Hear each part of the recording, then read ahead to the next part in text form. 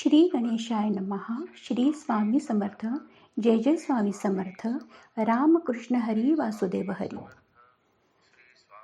आज आपण इथे सेवेसाठी संत तुकाराम महाराज यांचा एक अभंग घेतलेला आहे. अभंग. बाईला सवासीण आई, आपण पितरांचे ठाई. बाईला सवासीण आई, आपण पितरांचे ठाई. थोर वेच झाला नष्टा, अवघ्या अपसव्य चेष्टा. थोर वेच झाला नष्टा, अवघ्या अपसव्य चेष्टा. विषयांचे चरवणी केली आयुष्याची गाळणी.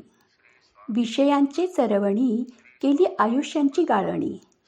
तुका म्हणी लंडा, नाही दया देव धोंडा.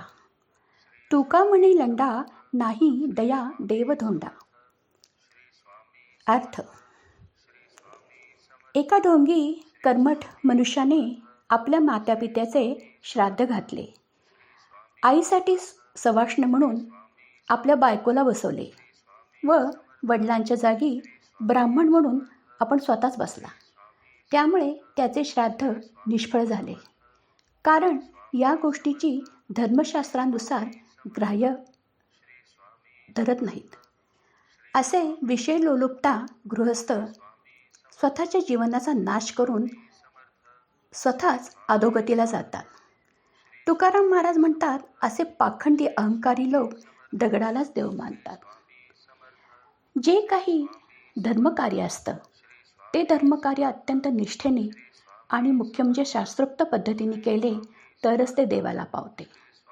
काहीतरी करायचे म्हणून करायचे याला अर्थ नाही.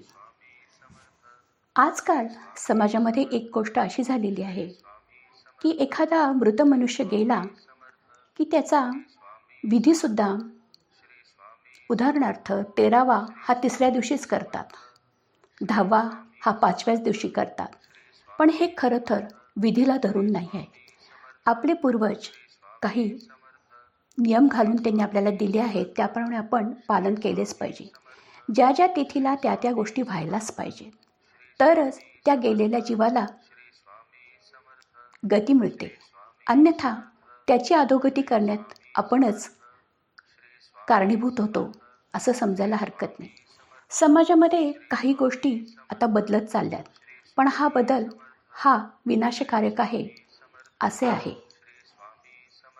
श्री स्वामी समर्थ. जय जय स्वामी समर्थ.